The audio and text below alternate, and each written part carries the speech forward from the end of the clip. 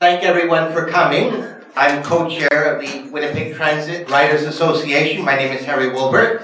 I'd like to thank some people in our audience who have helped make this forum possible. They've financially contributed to the forum. Councillor Jenny Gervasi, Councillors Harvey Smith, Ross Eady, and Brian Mays all helped to make this forum possible. And I'd like to, on behalf of the association, thank you all. Thanks, Harry. So thank you so much for coming out on this Saturday morning. We really appreciate it. So the day, I'll give you a bit of a sense of the day, and then we'll just get rolling along. So we're going to start with a presentation from Suzanne Dewey-Povaledo, who is the Senior Transportation Planner with the City of Winnipeg, and Bjorn Radstrom, who is the Manager of Service Development,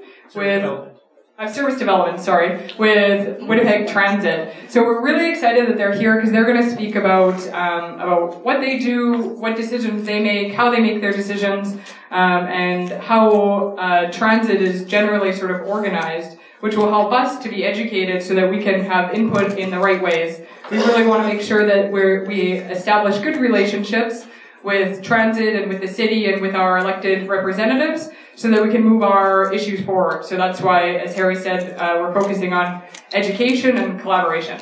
Good morning, and thank you very much to the to the event organizers for inviting me to share a little bit about how transit services fit into the bigger picture for the City of Winnipeg.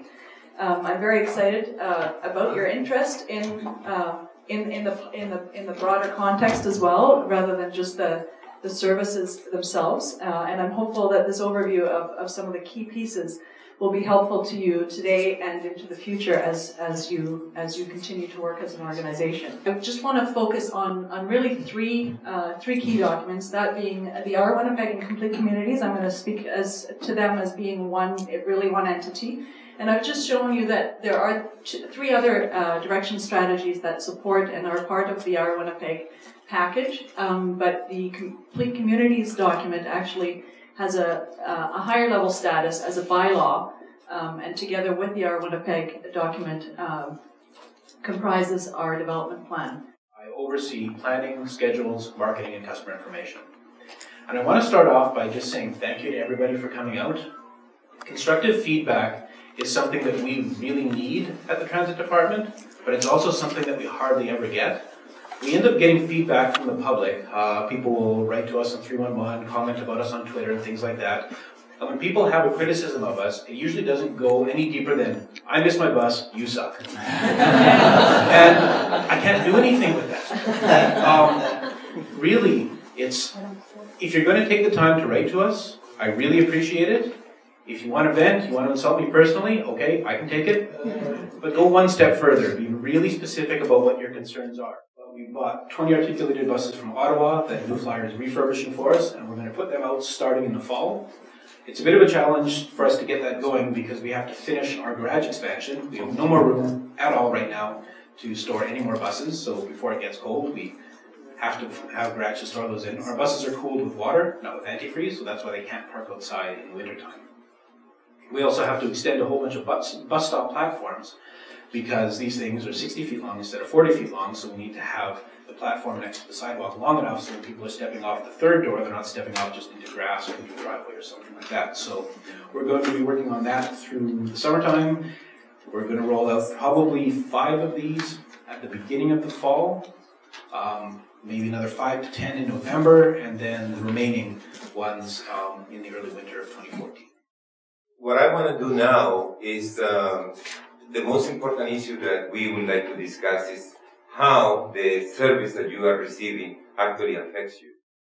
Basically, what happens with transit is very important, and therefore this is the kind of meetings and conversations that we need to have, particularly because transit contributes one way or another to improvements on the quality of life of the riders, the community overall. For people with certain mobilities and some problems, challenges, it is very important because transit affords them accessibility to key places, to go to school, to go to work, recreational opportunities. So therefore it's very important. But there is another level of importance for us, which is allows us to get to work, therefore to derive some kind of income. And the other one is land use. It's the situation that we are facing at the moment, that we use transit and transportation in general to improve development in certain areas.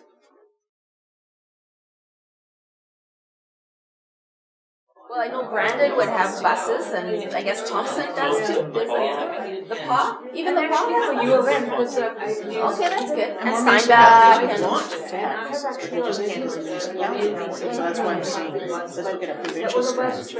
Yeah, I didn't mean not provincial. I meant like speaking there's not only what Winnipeg Transit is doing, what the city is like. There's other levels of government that have responsibilities. And then that inter-town, inter-provincial. With the stat need, that's a completely other matter, but...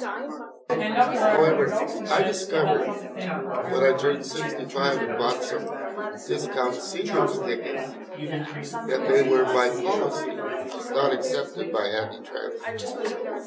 So what I realized is that Handy Transit users, like people who qualify for Handy Transit, when they become 65, do not qualify for the discount sequence. So, by my human rights lens, we are being ripped off quite a while by being charged for others. I was in the frequency and hours group, and we had a discussion. One of the ideas that came up is consider the schedule of buses where they travel on the same route. So if you're trying to get on Pembina, and let's say the 160 and the 162 arrive at basically the exact same moment, and then no other bus comes for 15 minutes. That's a less enjoyable experience than if the 160 comes now, and then the 162 comes in 7 minutes. You're not waiting out in the cold, especially in the winter. So that's a factor for transit to consider when they're planning routes. Sunday bus service must reflect the new reality of Sunday shopping, Sunday work schedules, so essentially looking at expanded Sunday schedules. And we want to, of course, raise the point that frequency means safety. More frequent bus service means a safer transit experience.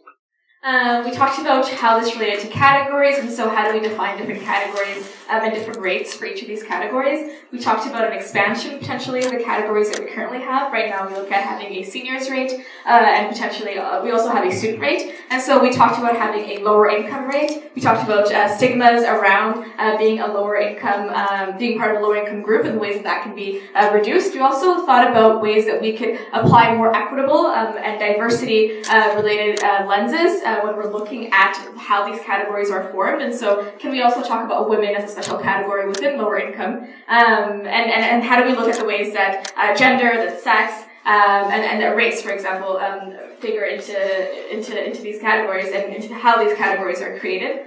We spent quite a bit of time when talking about the politics of it, talking around subsidization, who's funding it, who's talking about poverty reduction, and whose responsibility is it at the end of the day. And so we talked about the importance of having a public responsibility and a community-based responsibility around public transportation. Before we go, I'd like to thank everyone for coming. In particular, I'd like to thank the organizers, facilitators, our volunteers. We can give them all a big hand.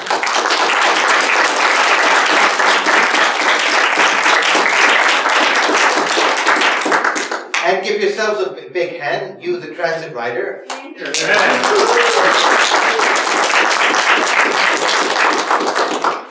I want to assure you that we have listened as an organization.